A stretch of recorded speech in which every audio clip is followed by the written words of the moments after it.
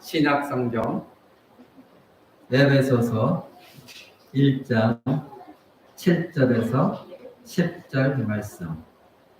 제가 가진 성경으로는 신약성경 310쪽에 있습니다.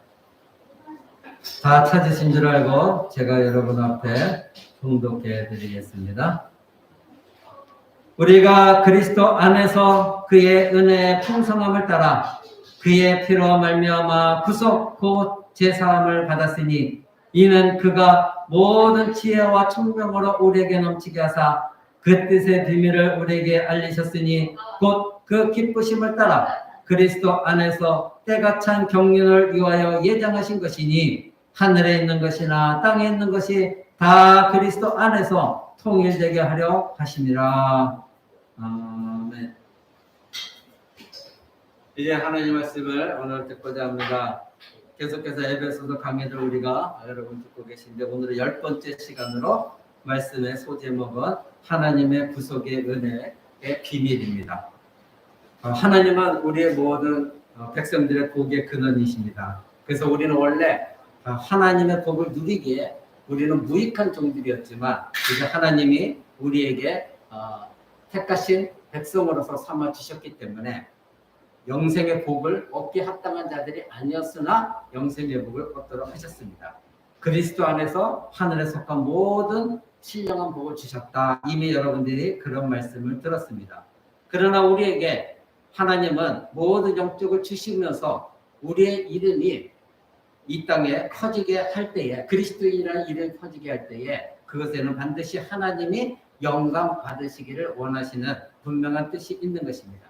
그래서 우리가 오늘도 드리는 이 예배는 하나님께서 우리에게 주신 무한하고 그리고 영원한 축복에 대한 경험을 여러분들이 경험했고 그리스도를 만났고 알고 깨닫고 그래서 감사하면서 하나님께 예배를 드리는 것입니다.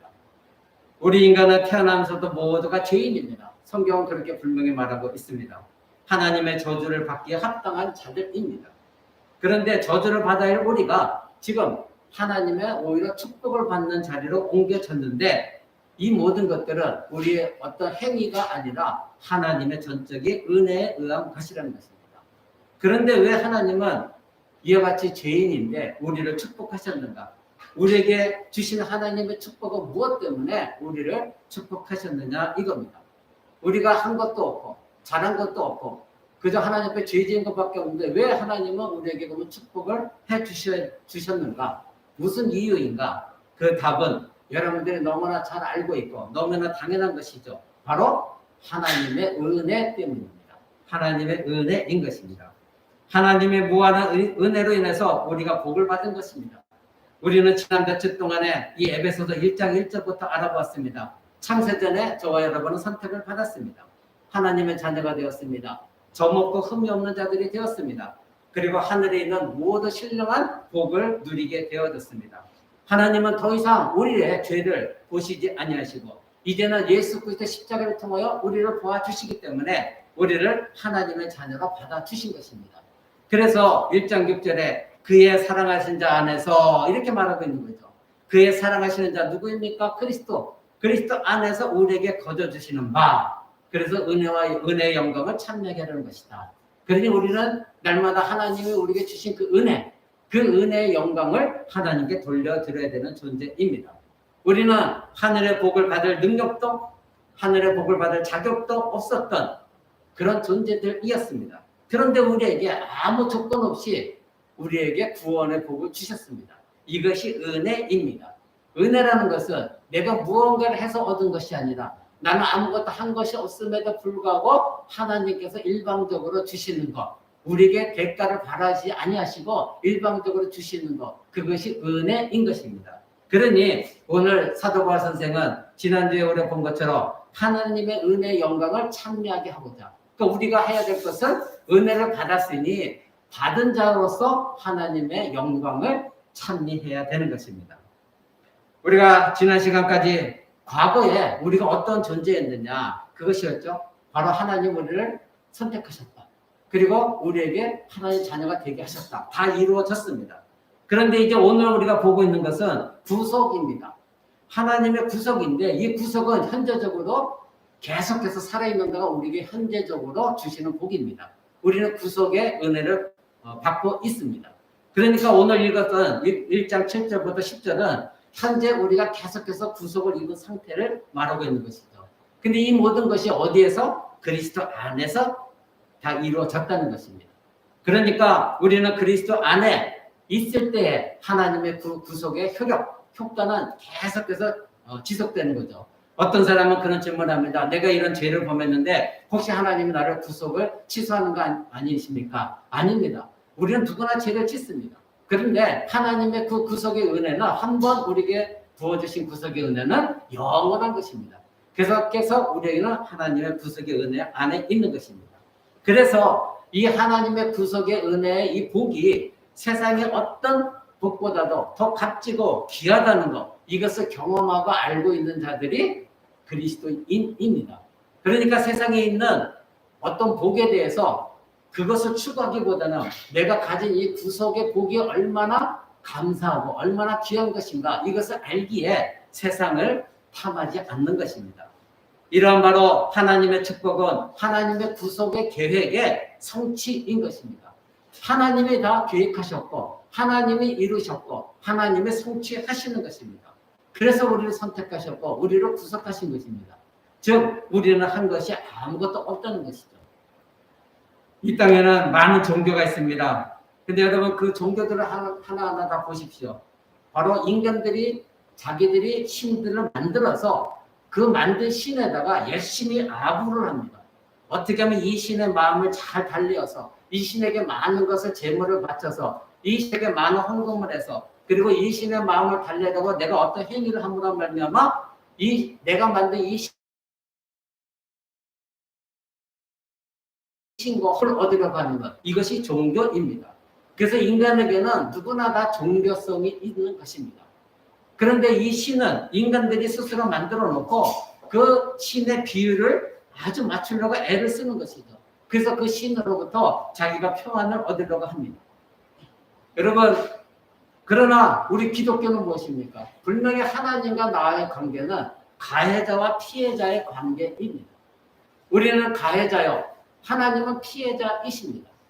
즉 우리는 하나님께서 죄도 없이 정말 하나님의 형상 그대로 닮은 그대로 창조하셨는데 인간이 하나님의 말씀, 언약을 어기고 먼저 하나님께 불순종함으로 하나님께 막대한 피해를 입힌 것이 우리 인간입니다. 인간이 범죄하기 전에 이 세상은 어떻습니까? 놀라운 하나님의 영광. 그래서 하나님이 친히 통치하시고 죄가 없는 상태 속에서는 아담을 통하여 이 온 우주 만물을 하나님의 뜻에 맞게끔 합당하게 순종하며 다스려 나갔습니다. 그러나 인간의 죄가 들어오고 나서 하나님의 창조의 세계는 다 깨어져 버렸고 하나님의 창조의 목적은 방해를 받았습니다. 그러니 인간이 가해자이고 그리고 하나님은 피해자입니다. 그런데 가해자인 인간에게 피해를 입으신 하나님이 오히려 그 인간들을 용서하시고 아무 대가 없이 그 인간들을 용서하시고 그들에게 다시 원래 창조의 목적대로 회복시키시는 그런 자비를 베푸셨습니다. 그것이 바로 무엇입니까? 구원의 은혜인 것입니다. 이 세상의 종교들은 인간이 만들어내고 인간이 그 신에게 가서 아양을 따라가면서 온갖 것들을 바치고 그 자기들이 만든 신에 구속되어져서 그 자기들이 만든 신으로부터 무언가를 얻으려고 했지만 모두가 다 실패했습니다. 그러나 기독교는 우리가 만든 신이 아니라 오히려 하나님이 우리 인간과 모든 우주 만물을 창조하시고 그리고 하나님은 모든 걸 선하게 지으셨음에도 불구하고 인간이 불순종했는데 가해자임에도 불구하고 하나님은 피해를 당하셨음에도 불구하고 다시 인간을 구원하신 것, 이것이 바로 구속의 은혜인 것입니다. 사랑하는 성도 여러분, 종교개혁가 마틴 루터는 자기 자신이 어떻게 하면 하나님의 구원을 얻을까 노력을 했습니다. 그래서 자기 자신이 수도원에 들어가서 금식하고 자기 몸을 가해가면서 어떻게 하면 내가 이 죄된 몸 속에서 벗어날 수 있을까? 계단을 오를 때 무릎으로 걸어다니면서 자기의 고통을 느껴보려고 애를 썼습니다. 그럼에도 불구하고 자기 안에는 하나님으로부터 구원의 은혜와 확신이 없었어요. 나는 과연 구원받은 자였는가? 내가 그럼 어떻게 더 이상 금식하고 더 이상 내 몸을 어떻게 상하게 해야 하나님이 나를 용서해 주실 것인가? 아무리 자기가 고행을 해도 하나님으로부터 용서받을 확신이 없었습니다. 근데 어느 날 성경을 읽다가 로마서를 읽다가 오직 의인은 믿음으로 말미암아 살 것이다. 이 말씀을 듣는 순간 하나님은 성령께서 그를 깨우쳐 주셨고, 그렇구나. 나의 어떤 행위가 아니구나. 내가 어떤 착한 선한 행위를 해서도 아니요, 내 몸에 금식해서도 아니요, 내 몸을 상해서도 아니요, 내가 금욕주의로 살아서도 아니요, 오직 하나님의 은혜구나. 내가 믿음만 있으면, 이것을 성경에 있는 예수 그리스도를 믿으면 하나님이 구원을 베푸시는 거구나. 이것을 깨달았던 것입니다. 바로 하나님 앞에서 자신의 비참함을 바꾸기 위해서 아무것도 할 수 없다는 것을 스스로 깨달았습니다. 내가 무언가를 해서가 아니다. 내가 뭐 선한 행위를 해서도 아니다. 내가 어떤 착한 생각을 가져서도 아니다. 그런데 내 안에 있는 이 죄를 제거하는 방법은 오직 믿음뿐이구나. 예수 그리스도를 믿는 것뿐이구나. 이것을 깨달았던 것입니다. 오직 의인은 믿음으로 말미암아 살리라. 그때부터 루터는 정신이 번쩍 들었습니다. 지금까지 내가 교황을 섬겼고, 그리고 그러한 교리 가운데 살아왔던 이 모든 것들이 얼마나 잘못된 것인가를 깨닫기 시작했던 것입니다. 사랑하는 성도 여러분, 그리스도인들은 죽었던 자들입니다. 죽었던 자들입니다. 여러분 그것을 기억하셔야 됩니다.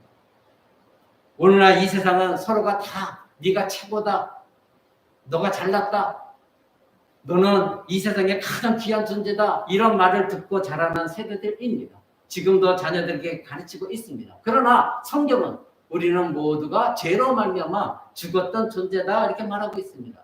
여러분 지금 에베소서 그 뒤편 2장 한번 볼까요? 2장 1절, 너희의 허물과 죄로 죽었던 너희를 살리셨다. 성경은 분명히 우리는 죄와 허물로 죽었던 존재들이라고 말하고 있습니다. 그러니 우리는 죽은 존재들이기에 우리가 스스로가 우리 위치를 변경시킬 아무런 능력이 우리에게는 없습니다. 왜요? 죽은 자들이니까. 우리는 공중권세 잡은 세상의 신을 따라서 살았던 존재들입니다. 그러니까 그 밑에 3절도 보십시오. 전에는 우리도 다 그 가운데서 육체의 욕심을 따라 지냈고 육체와 마음이 원하는 것을 했고 다른 이들과 같이 본질상 진노의 자녀다. 그리고 그 2절에는 공중권세 잡은 자를 따랐었다. 정확하게 우리의 과거에 예수 믿기 전에 우리의 모습을, 우리의 존재에 대해서 정확하게 성경을 말해주고 있는 것입니다. 그런데 획기적인 일이 일어났습니다. 4절 보십시오. 4절에 보면 여기에 지금 한국 번역에는 제가 누차 말씀드립니다만 한국 번역에는 접속사들이 대부분 빠졌어요. 그런데 원본이나 영어 성경에 보면 접속사들이 다 살아있거든요. 근데 이상하게 번역을 할 때 한국말은 접속사를 뺐어요. 그러다 보니까 앞뒤 문장에 연결해서 어떻게 이 사도가 이 쓴 내용을 정확하게 파악하는 게 약간은 좀 헷갈릴 때가 있습니다. 지금 사도 바울 선생은 지금 에베소서에다 편지를 보내면서 너희들이 과거에는 이러이러한 존재였다. 본질상 진노의 자녀였고 죄와 허물로 죽었었다. 그리고 공중권세 잡은 사단의 악한 영들을 쫓았던 존재들이었다. 3절까지 이렇게 말을 하고 4절에 여기에 접속사가 빠졌습니다. 그러나 이것이 빠졌습니다. 그러나 긍휼에 풍성하신 하나님이 우리를 사랑하신 그 사랑을 인하여 허물로 죽은 우리를 그리스도 함께 살리셨고 너희가 무엇으로? 은혜로 구원을 얻은 것이다. 그러니까 너희는 과거에 이런 존재였으나 그러나 지금은 하나님의 은혜로 구원을 얻은 것이다. 분명하게 이렇게 말하고 있습니다. 우리의 구원은 우리의 노력이나 행위가 아닙니다. 오직 하나님의 은혜입니다. 그러니까 8절에도 보십시오. 너희가 그 은혜를 인하여 믿음으로 말미암아 구원을 얻었나니 이것이 너희에게서 난 것이요 아니요 하나님의 선물이다. 행위에서 난 것이 아니니 누구든지 자랑치 못하게 함이니라. 아멘. 분명히 행위에서 난 것이 아니다. 이건 뭐예요? 너희가 어떤 행위를 했기 때문에 하나님이 너희의 선한 행위를 보고 그래 너 잘했구나 하고 구원해 주신 것이 결코 아니라는 겁니다. 선물이라는 것입니다. 선물은 무엇이죠? 주는 자가, 즉 하나님께서 하나님의 뜻에 맞는 물건을 어떤 자에게 필요한 자에게 제공해 주는 것이 선물입니다. 그러니 하나님께서 우리가 죄인의 상태 속에서 가장 필요한 것은 구원이기 때문에 하나님이 우리에게 구원의 선물을 주셨습니다.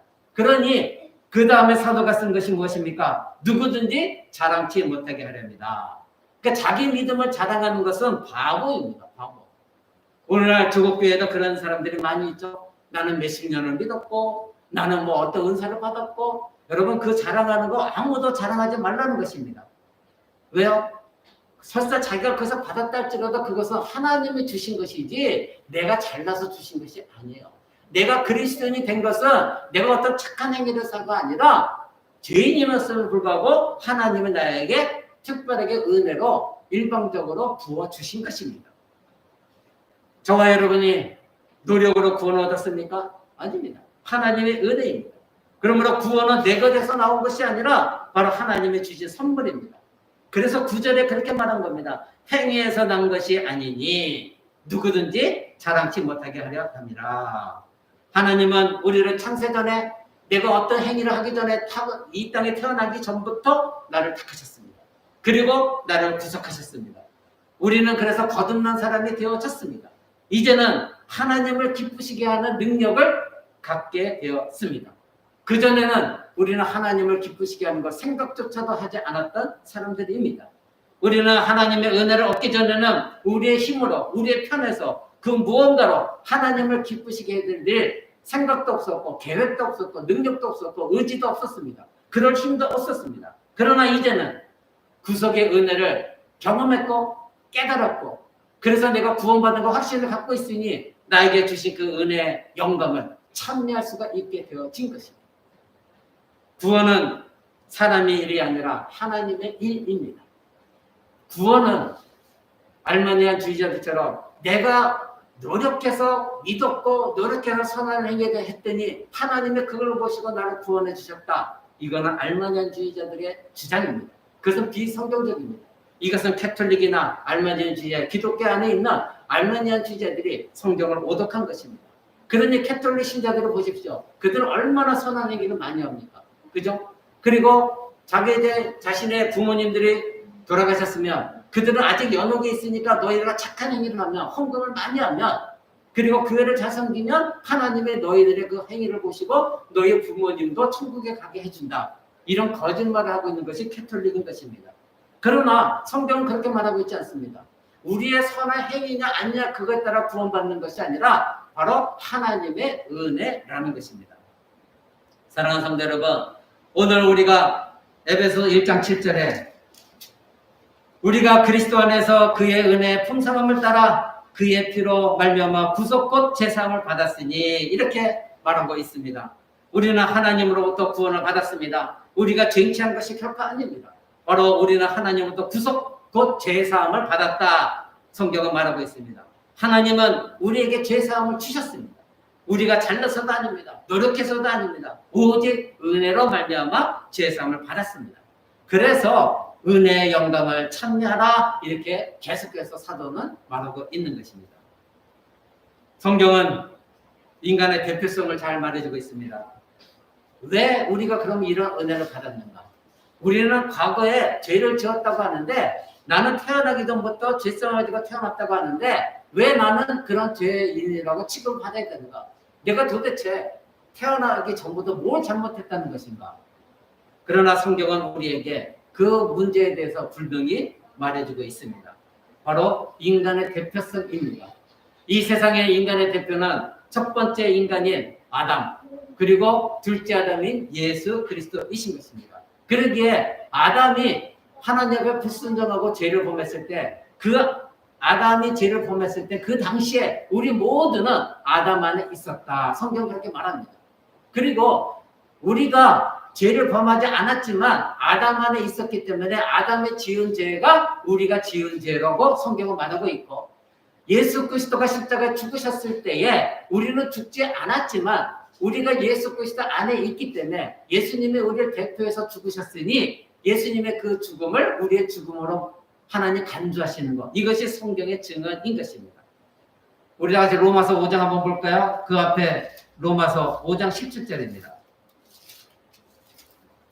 많은 사람들이 그렇게 질문을 합니다. 내가 무슨 죄를 지었다고 자꾸 교회만 나가면 죄인이라고 하느냐? 태어날 때부터 죄를 졌다고 하는데 나는 죄 지은 게 없는데. 그러나 성경이 그 해답을 주고 있습니다. 5장 17절 한 사람의 범죄를 인하여 사망이 그 한 사람으로 말미암아 왕노릇하였은즉 더욱 은혜와 의의 선물을 넘치게 받는 자들이 한 번 예수 그리스도로 말미암아 생명 안에서 왕노릇하리로다. 18절 그런즉 한 범죄로 많은 사람이 정죄에 이른 것 같이 의의 한 행동으로 말미암아 많은 사람이 의롭다 하심을 받아 생명에 이르렀느니라. 19절 한 사람의 순종치 아니함으로 많은 사람이 죄인 된 것 같이 한 사람의 순종함으로 말미암아 많은 사람이 의인이 되리라. 아멘. 모두 무엇을 말하고 있습니까? 아담과 둘째 아담으로 신 예수 그리스도. 바로 아담의 죄와 아담의 불순종과 예수님의 이 땅에 오셔서 그로 말미암아 구원 얻은 것, 그것을 대비하여 성경 말하고 있습니다. 그러니 아담은 우리의 죄의 대표성을 갖고 있는 것이고 예수 그리스도는 우리의 구속의 대표성을 갖고 계신 것입니다. 그러니 우리가 아담이 죄를 범했을 때 성경에 말하는 것은 우리는 아담 안에서 모두가 죄인이다.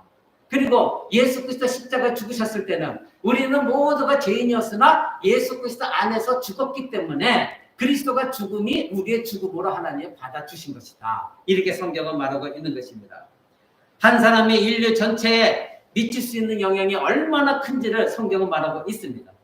한 사람의 순종치 아니함으로 19절 보십시오. 한 사람의 순종치 아니함으로 많은 사람이 죄인 된 것 같이 바로 아담이 하나님께 순종치 아니함으로 우리 모든 사람들이 죄인이었고 또 한 사람이 순종하심으로 예수 그리스도죠. 예수 그리스도가 순종하심으로 많은 사람이 의인이 되었다.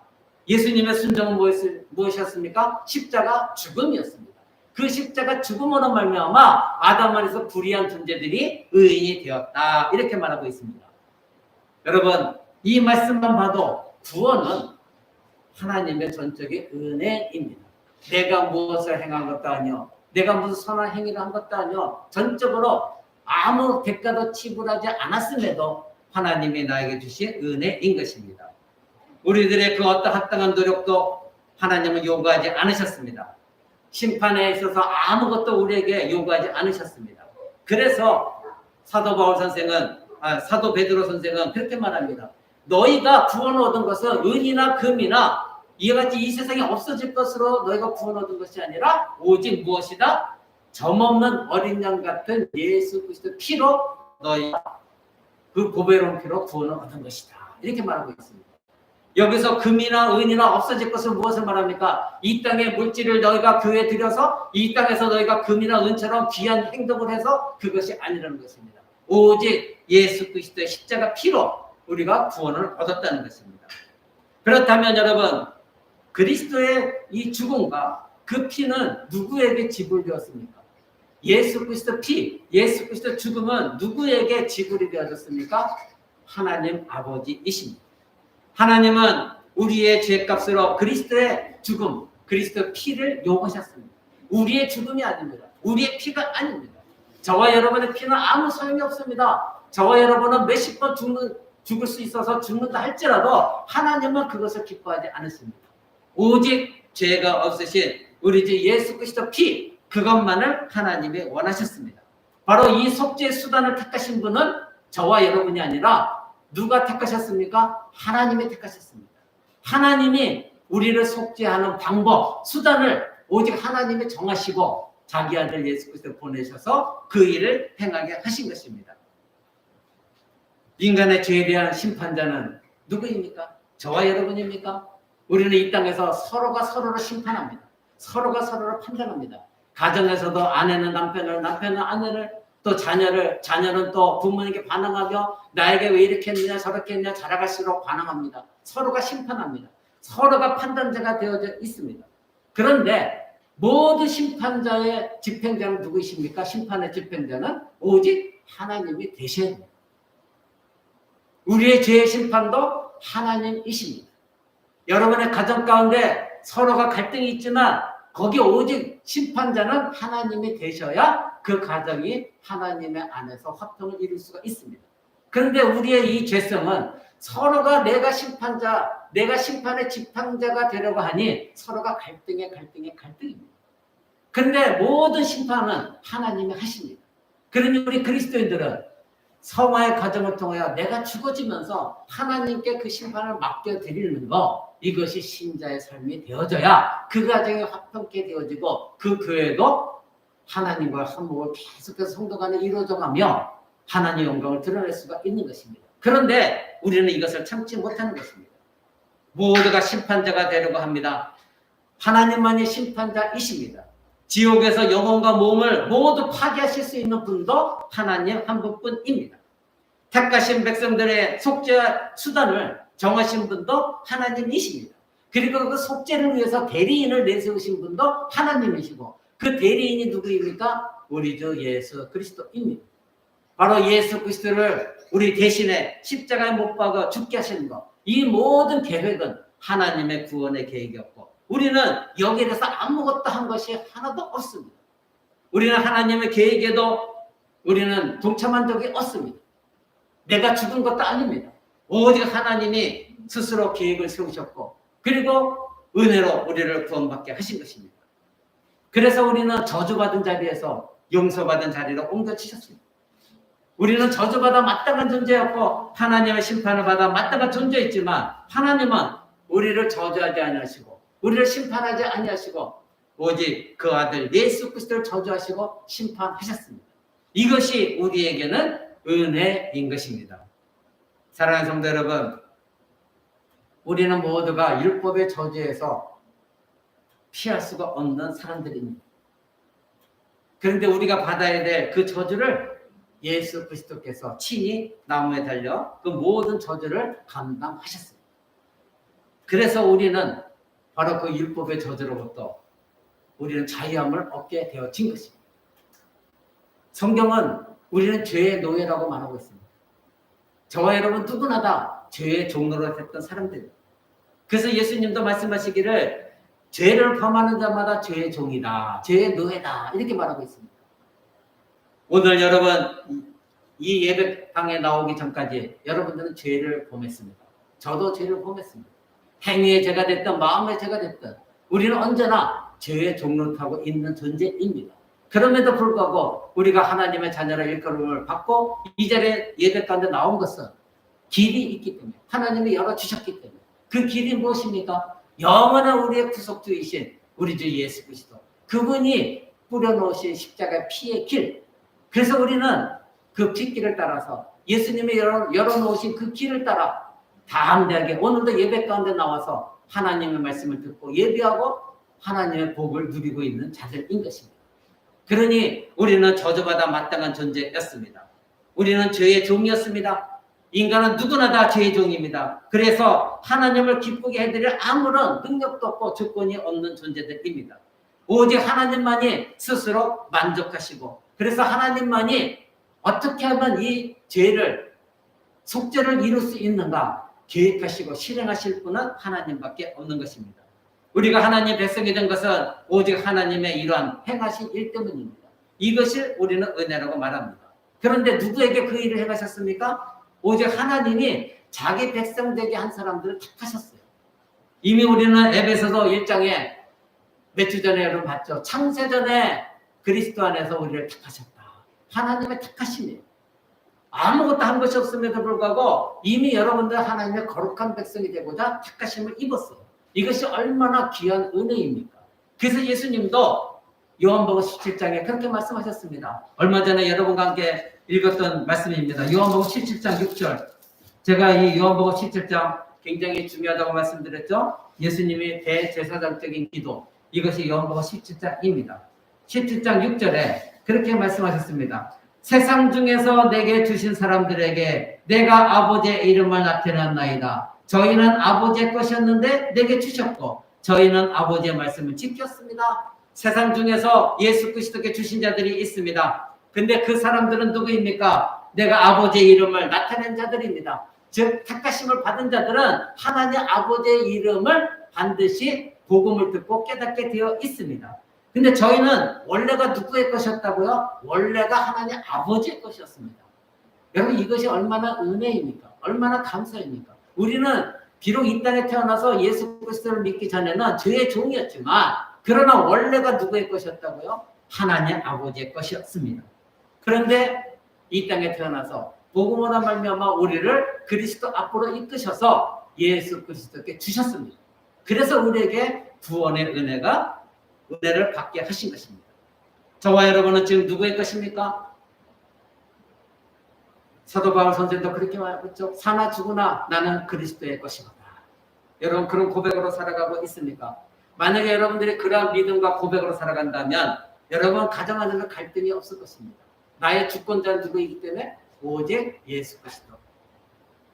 우리 가정의 심판자는 누구이기 때문에? 오직 예수 그리스도. 그러니 우리 안에 가정 안에는 갈등이 있을 수가 없는 것이죠. 그러나 왜 갈등이 있습니까? 나는 그리스도의 것이라는 건 머릿속으로는 지식적으로 알고 있는데 이것이 삶 가운데 내려와서 나의 마음을 주장하지 못하고 있어요. 여전히 나는 나야. 여전히 내 전신 모든 것은 나의 것이야. 그러니 포기할 수가 없는 것입니다. 그러니 서로가 나의 것은 내가 나의 주인이니 서로가 싸울 수밖에 없습니다. 그러나 성경은 말합니다. 여러분은 그리스도의 것입니다. 여러분의 주인은 예수 그리스도입니다. 그러게 여러분들이 고백하는 것이 우리 주 예수 그리스도 이렇게 고백을 하는 이유입니다. 그분만이 나의 마스터입니다. 여러분은 그분에 속해 있습니다. 소유물인 것입니다. 고린도전서 3장에도 그렇게 말하고 있습니다. 저희는 그리스도의 것이요 그리스도는 하나님의 것이다. 여러분 사도 바울 선생이 지금 에베소서에서 계속해서 우리라 이렇게 표현하는 걸 보고 계십니까? 여러분 다시 에베소서 우리 오늘 본문으로 들어갈까요? 에베소서 1장 보십시오. 하나님의 뜻으로 말미암아 그리스도 예수의 사도된 바울은 에베소서에 있는 성도들과 그리스도 안에 신실한 자들에게 편지하는데 하나님 우리 아버지, 자기 자신의 아버지가 아니라 바로 우리 모두 성도들의 아버지입니다. 3절에도 찬송하리로다 하나님 곧 우리 주 예수 그리스도, 우리들입니다. 우리 주 예수 그리스도. 그들이 다 누구입니까? 하나님께 속한 자들입니다. 4절에도 창세전에 그리스도 안에서 우리를 닦아사, 바로 우리가 누구입니까? 그리스도인들입니다. 근데 이들이 누구입니까? 그리스도의 것입니다. 하나님의 백성입니다. 우리가 한 것도 아무것도 없는데 바로 우리들을 하나님께서 예수 그리스도께 주심으로 말미암아 원래부터가 창세전에 하나님 것이었는데 우리를 아담 안에서 우리가 죄 지은 것을 씻기 위하여 예수님을 이 땅에 보내주셔서 예수님 앞으로 보내주셨고 예수 그리스도의 것이 되게 하셨던 것, 그것이 저와 여러분 우리들인 것입니다. 바로 하나님은 우리를 하나님의 소유로 삼으시고자 하나님은 구속을 은혜를 베푸셨습니다. 그런데 그 구속의 대가 지불은 뭐였습니까? 그리스도의 피였습니다. 그러니 히브리서는 피 흘림이 없으면 죄사함이 없다 이렇게 말하고 있는 것입니다. 절대적으로 피가 흘림이 없으면, 그래서 구약시대 때 하나님의 제사제도를 주시고 그 제사제도가 예표하는 모든 것들이 나중에 장차 예수님이 이 땅에 오셔서 고난당하시고 죽으시고 십자가에 피를 흘리신 그 모든 것들을 예수님이 이 땅에 성취하신 것입니다.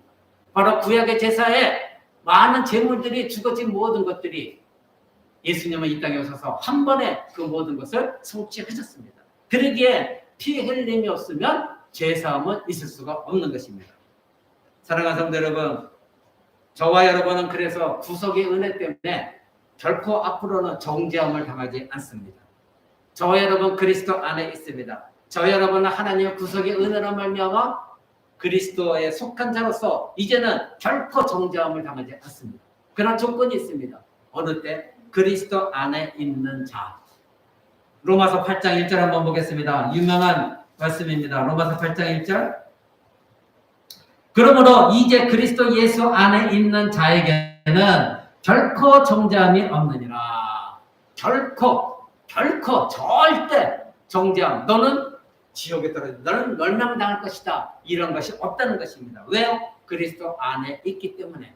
하나님의 구속의 은혜는 어디에서 효력이 있습니까? 오직 예수 그리스도 안에서만 효력이 있는 것입니다. 그러기에 어느 누구도 하나님의 용서를 받기 위해서는 자신의 죄를 회개하고 자신을 위해 대신 십자가를 지신 예수 그리스도를 믿고 예수 그리스도를 의지하고 예수 그리스도 안에 거하지 아니하고서는 구원은 불가능한 것입니다. 계속해서 정죄를 당할 수밖에 없는 것입니다.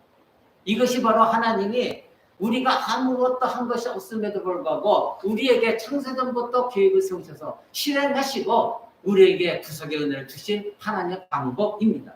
그러니 여러분들은 나에게 조금 고난이 온다 할지라도 나에게 이러한 놀라운 은혜를 베푸신 내 영혼을 살리신 그 하나님의 은혜를 여러분 생각하며 넉넉히 이겨나가고 언제나 은혜의 영광을 찬미하는 자들이 되어야 되는 것입니다.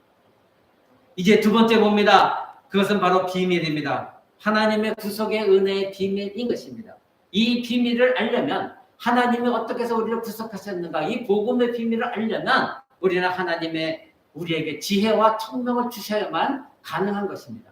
그래서 이것도 역시 내가 스스로 깨닫는 것이 아니라 하나님의 성령의 역사 속에서 하늘로부터 오는 지혜, 하늘로부터 총명을 통하여 하나님의 이 복음의 말씀이 깨달아지는 것, 이것이 그때의 구속의 은혜를 경험하는 겁니다.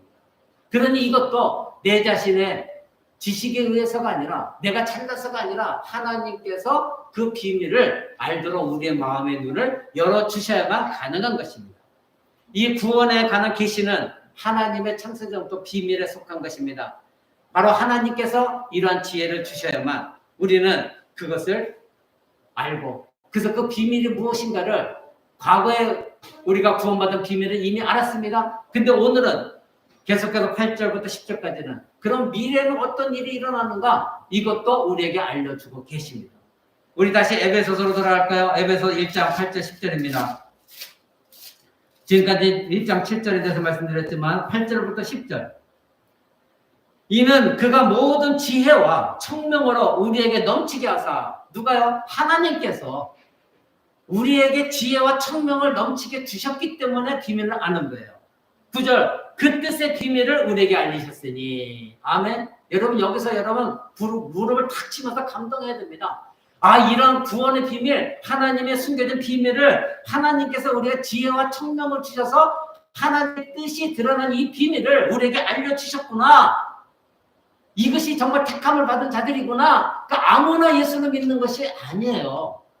누차 말씀드리지만 하나님의 창세전부터 택하신 백성들은 복음이 선포되어지면 그 말씀을 믿게 되어 있어요.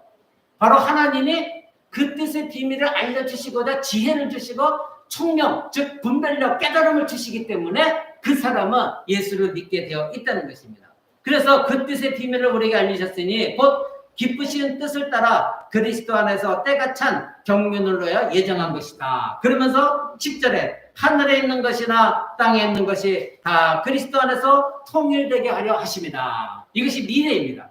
자, 우리는 지금까지 나를 구속하셨고 창세전부터 택하셨다는 것을 과거에 일어난 것들을 다 우리는 이제 비밀을 알았습니다. 하나님이 지혜와 청명을 주셨습니다. 근데 앞으로 어떤 일이 일어날 것이냐? 바로 하나님이 우리 죄를 용서하기 위해 대리인을 세우셨는데 바로 그리스도 안에서 모든 것이 하나가 될 것이다. 원래가 그리스도 안에서 모든 것이 온 우주 만물에는 모든 인간들이 하나가 되어 있었습니다.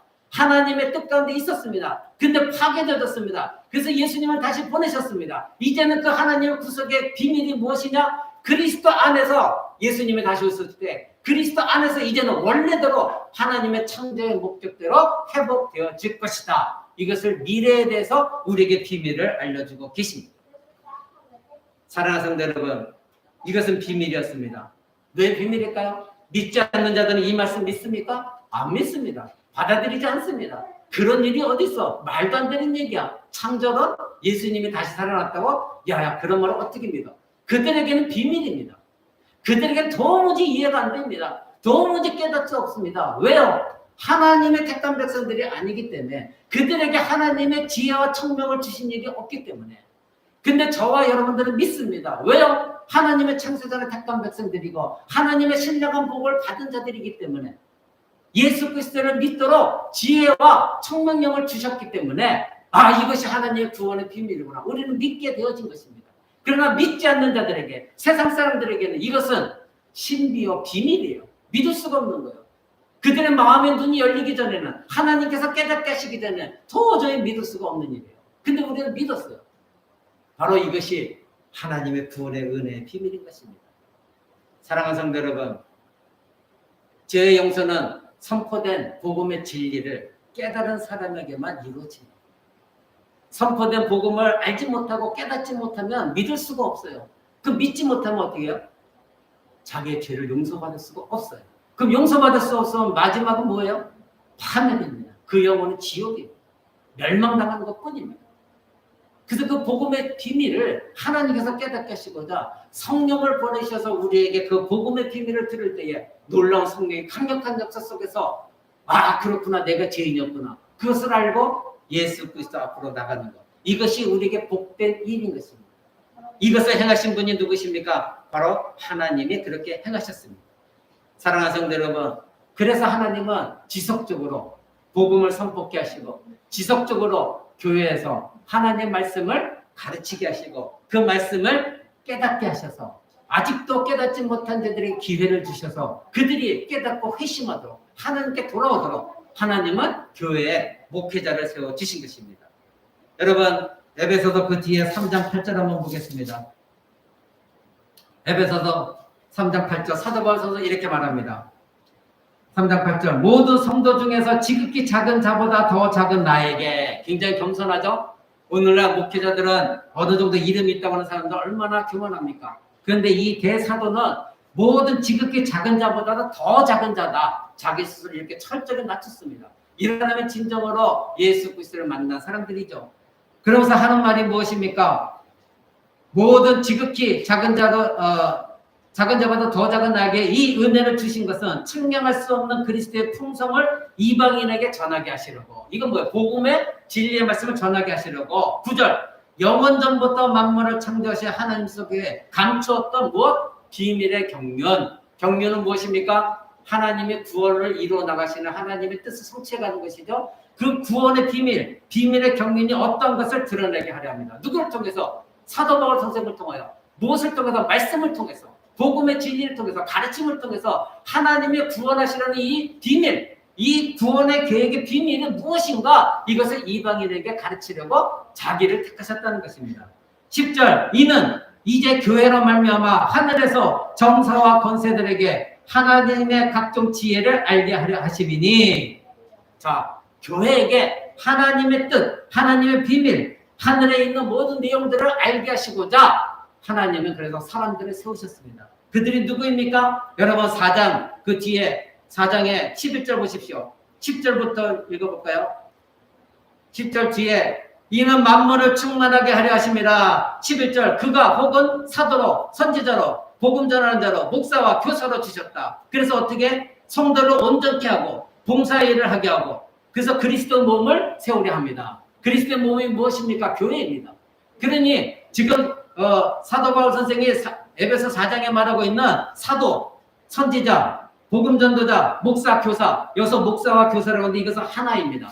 하나를 엔드로 연결해서 한 사람을 말하는 것입니다. 그러니 사도와 선지자는 성경이 완료되고 나서는 사도와 선지자직은 사라졌습니다. 이제는 남아있는 직책이 무엇입니까? 복음 전도자와 목사입니다. 목사는 교사와 묶여져 있습니다. 그런데 이 전부 이것은 무엇과 관계되어 있습니까? 여러분 잘 생각해 보십시오. 사도, 선지자, 복음 전도자, 목사, 교사 다 무엇과 관계 있습니까? 복음입니다. 말씀입니다. 어떤 행위가 아닙니다. 은사가 아닙니다. 모든 것을 다 말씀에 집중되어 있습니다. 사도들은 무엇을 전했습니까? 말씀을 전했습니다. 복음을 전했습니다. 선지자들도 하나님 말씀을 전했습니다. 복음 전도자들도 목사들도 교사들도 다 하나님의 말씀을 전하는 것이지 이 땅에 어떤 것을 드러내 보이거나 기적을 행하거나 그런 것이 아니라 다 말씀과 연결되어 있습니다. 그런데 사도 바울 선생님이 말한 게 이 모든 일을 왜 그렇게 하셨느냐? 그리스도의 몸을 세우려고 즉 교회를 세워나가시려고 그렇게 하셨다는 것입니다. 사랑하는 성도 여러분 바로 하나님께서는 이 복음 하나님 말씀 이것은 지혜의 하나님 말씀이기 때문에 이것을 가르치는 자를 통해서 우리에게 하나님의 지혜, 하나님의 분별력을, 총명을 주셔서 그 말씀을 깨닫게 하심으로 말미암아 하나님의 자녀가 되도록 하신 것입니다. 그래서 사도 바울 선생은 자기가 전도할 때에 자기의 지혜로 하지 않는다 그렇게 고백한 거예요. 근데 오늘날 우리가 복음 전도할 때 얼마나 제가 누차 말씀드리자면 잘못된 복음 전도가 얼마나 많이 있습니까? 하나님이 주시는 말씀을 가지고 전도하는 것이 아니라 모두가 자기 지혜를 가지고 어떻게 하면 복음 전도지를 멋있게 만들고 저도 여기서 몇 번 봤지만 거기에는 복음이 없어요. 그저 우리 교회 목사님이 무슨 박사다 어디에서 뭐 방송에 나오고 다 이런 내용이고 우리 교회는 친교이다. 거기에 예수 그리스도와 십자가가 빠졌어요. 너희는 죄인이다가 빠져 있어요. 다 이게 뭐야? 사람의 지혜로 지금 복음을 전도한다고 말하고 있어요. 근데 사도 바울 선생은 자기는 그렇게 하지 않는다 말하고 있거든요. 여러분 그 앞에 고린도전서 한번 보기 바랍니다. 고린도전서 2장. 고린도전서 2장 4절 보십시오. 사도 바울 선생은 이것을 너무나 잘 알고 있기 때문에 2절부터 볼게요. 2절부터 이런 고백을 합니다. 내가 너희 가운데 거할 때 약하며 내가 너희 중에서 예수 그리스도와 그의 십자가에 못 박힌 것 외에는 아무것도 알지 아니기로 작정하였다. 내가 너희 가운데 거할 때 약하며 두려워하며 심히 떨었다. 4절 내 말과 전도함이 지혜에 권하는 말로 하지 아니하고 다만 성령의 나타남과 능력으로 하여 너희 믿음이 사람의 지혜에 있지 아니하고 다만 하나님의 능력에 있게 하려 함이니라. 아멘. 만약에 자기가 자기의 지혜로 자기의 철학적인 지혜로 율법의 지식을 가지고 사람들에게 믿게끔 만들었다고 한다면 이것은 하나님의 능력이 될 수가 없습니다. 성령의 능력이 될 수가 없는 것입니다. 그런데 사도 바울 선생이 말하고 있는 것은 하나님의 능력이 나타나게 하고자 자기가 가지고 있는 지식, 지혜 자기는 다 똥으로 여겼고 이제는 오직 하나님이 주시는 지혜를 가지고 말씀을 가지고 너에게 복음을 전했다. 그랬더니 하나님께서 너희들에게 그 말을 듣는 데에게 지혜와 청명을 주셔서 너에게 내가 죄인이구나. 내가 이제는 하나님 백성을 예수님이 이 땅에 보내셨거든. 이것을 하나님이 그 비밀을 알게 하신 것이다. 그러니 너희가 구원받은 것은 하나님의 능력이다. 그러니 그것은 하나님의 은혜다. 이렇게 말하고 있는 것입니다. 사랑하는 성도 여러분, 세상 사람들에게 구원의 복음은 신비, 알 수가 없어요. 비밀이에요. 믿지를 않아요. 이해가 되지 않아요. 믿어지지가 않아요.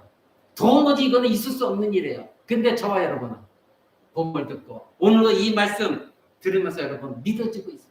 왜요? 하나님의 지혜와 청명으로 여러분의 그 비밀이 무엇인가를 알게 하시기.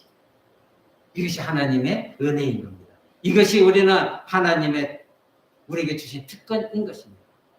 여러분 우리의 미래도 그래서 하나님이 알려주신 것입니다.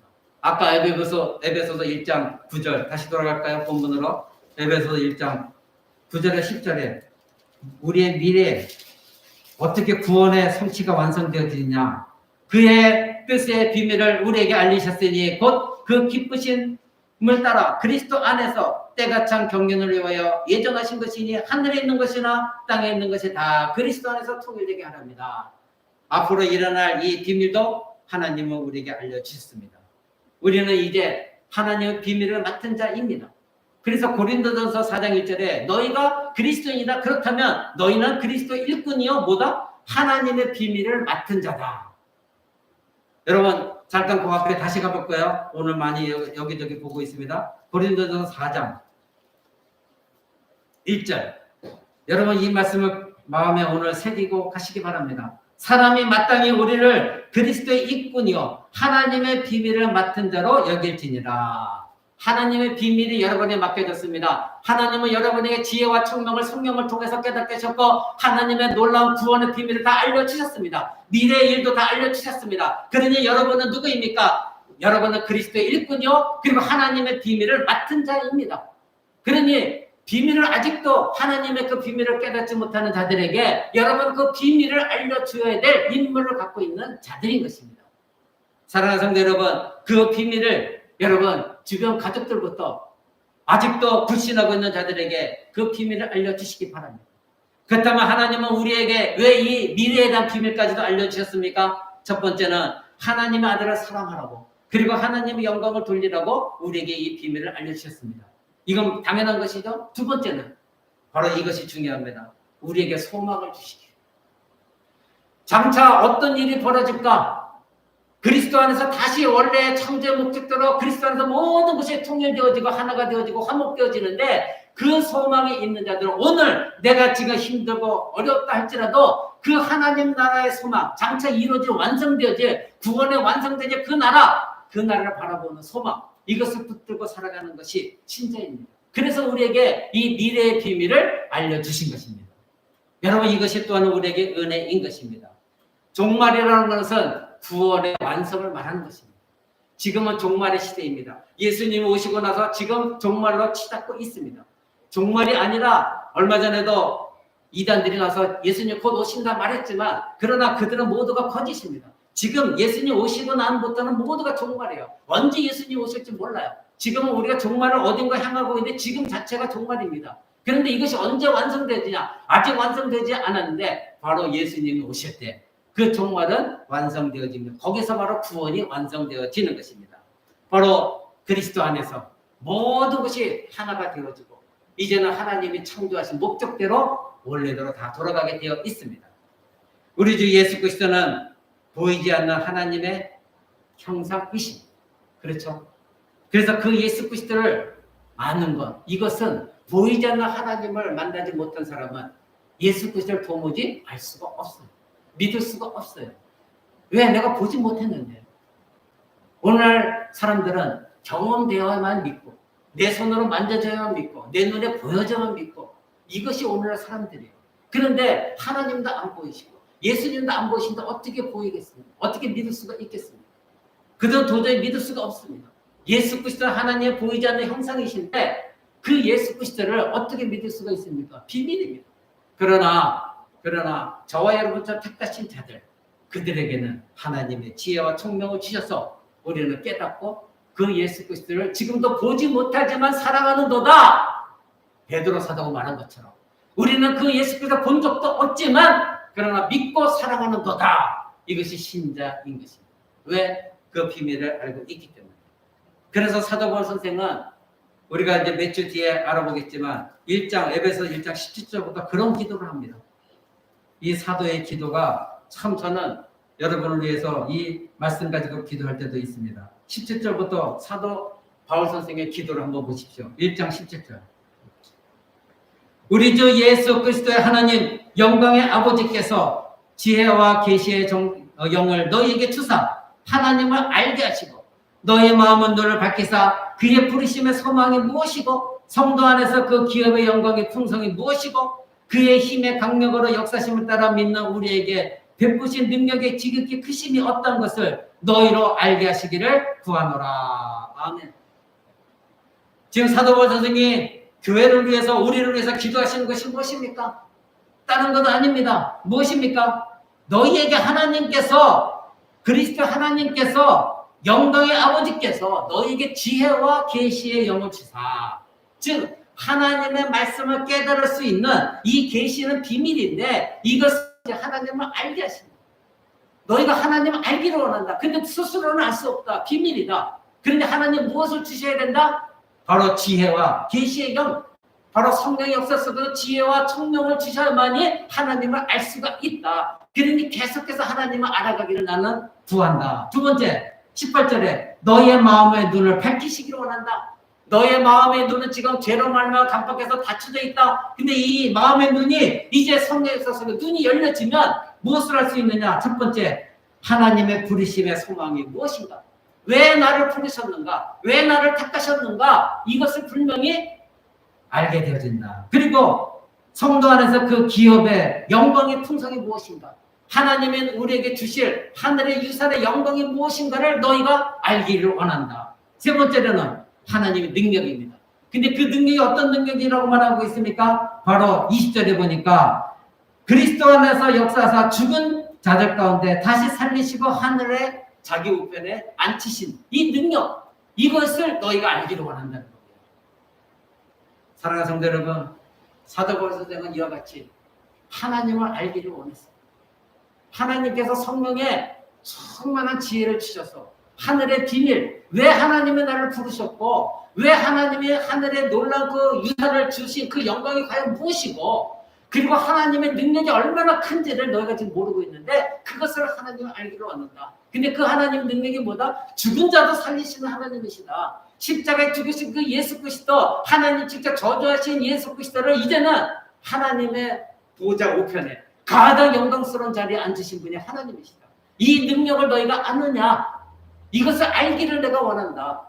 그러니 하나님의 지혜와 계시형이 필요하다. 이것은 비밀이기 때문에. 그러니 너희 교회가 이것을 알기를 원한다. 사도 바울은 이렇게 기도했던 것입니다. 사랑하는 성도 여러분, 이제 모든 것이 그리스도 안에서 다 성취되어집니다. 새 하늘과 새 땅까지 다 그리스도 안에서 하나가 되어질 것입니다. 우리 주 예수께서 잠시 뒤에 오실 것입니다. 그리스도는 세상에 경건치 않는 자들을 심판하러 오실 것이고, 그리고 택하신 백성들을 교회로 하나로 묶으시고 그들을 모으시기 위해 오실 것입니다.